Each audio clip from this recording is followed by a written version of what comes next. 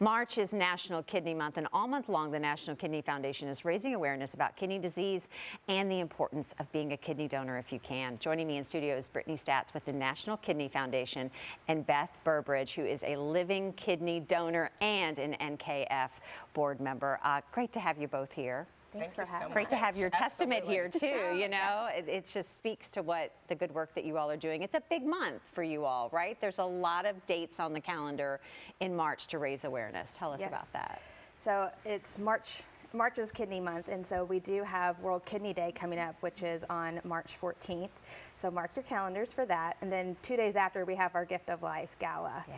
And that's going to be an incredible experience where we talk about kidney disease, but also the people who are pioneers who are winning awards in the field. And then we also have wonderful, touching mission stories, people who need kidney transplants. So it's great to share their stories there. It's a powerful evening. I want to thank you all. You're inviting me back to MC and be a part of this again. It's one of those events. When I did it 2 years ago, I think I was just so struck by the stories of how common this is, right? And the people that are impacted no matter your age, and the things that we all can do, right? To be a living kidney donor and to help out. And I know, Beth, you have a powerful message as being a recipient. Actually, I was a kidney donor, so I donated to my neighbor's son. We're coming up on our 5-year kidneyversary, which is always a celebration with his parents. He's actually moved out west. He lives in Colorado. I get pictures from him via text sporadically. It's always out of nowhere. A picture of him with his dog hiking in the mountains with a sign telling me the summit that he was able to climb. A lot of that is just his perseverance, his being an amazing person, but a small portion is because I was able to give him the gift of life with one of my kidneys. How did you figure out, how did you know that that was happening, and how did you realize that, wait a minute, I'm a match for him? Well, it's a long process. It started with a post on our neighborhood Facebook page. I have 3 kids at home. They were all very young at the time, all 9 and under, so I had a few moments of time to myself.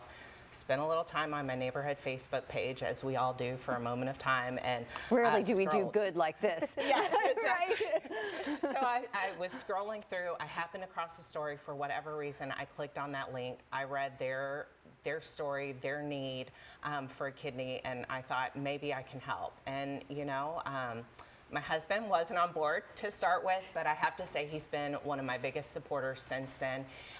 It's a pretty strict process to go through to match. U of L walked me through the whole process. It was amazing. About a month before surgery, I got to meet and surprise Jackson's parents because I didn't know them. So I always say there's no words that can describe the feeling of telling another mom that you're going to be able to save the life of her son. There's just nothing that compares to that. And then got to meet Jackson the day before surgery, and I donated May 14th. Wow. 5 years later, he is climbing mountains and living his life, you know, and that kind of lives on. That's just such a powerful thing, and part of what this event does here in the next couple of weeks, and the whole reason that you all are here is to get that message out, because you have to have community support. U of L, you have to have legislation that allows you to do what you do and take time off, right? Like to be supported, so everybody is supported. I know we've seen some great pictures of you all recently kind of doing some hardcore lobbying, right? Yeah. Really, tell us about that. So at the end of February, Beth and then our program manager, Tasha Burks, we went up to Washington, D.C., and it was Tasha and I's first time at the event, and it was really neat because we got to meet a ton of other patient advocates, you know, the NKF staff, and then we got to meet with legislative staff to talk about the 4 bills that we're trying to get passed federally, and then of course we have one here that we're working on locally that Beth has been a wonderful champion of, and I'll let her speak a little bit about. Is that House Bill 131? Yep, House Bill 131. What would that do? It would provide a tax credit to companies that offer paid leave for their employees for living organ and bone marrow donation.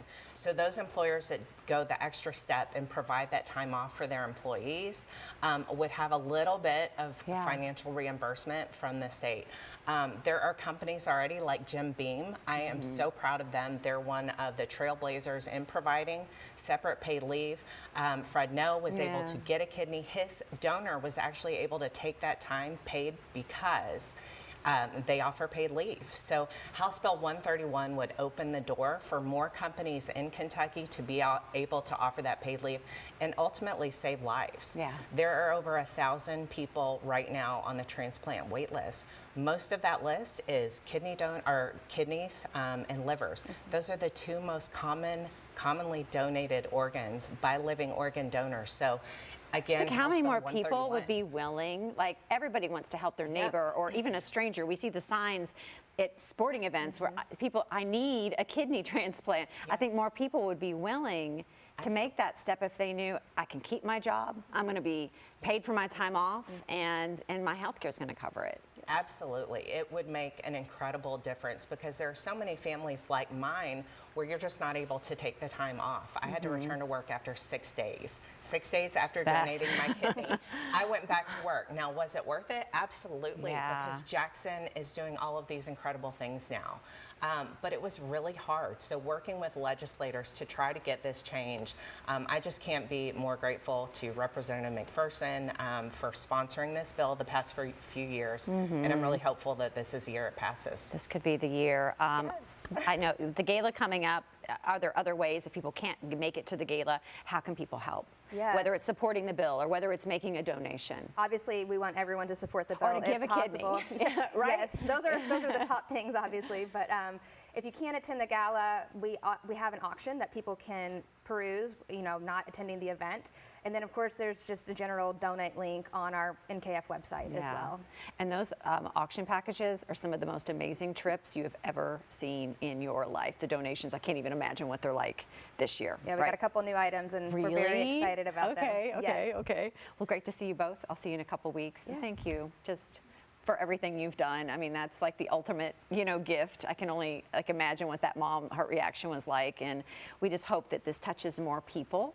And more people say, yeah, I'm going to help somebody in that way. Thank you so much. And for more information, if you all would like to learn more about this, maybe you want to see what the silent auction items are or get involved, make a donation, just go to kidney.org.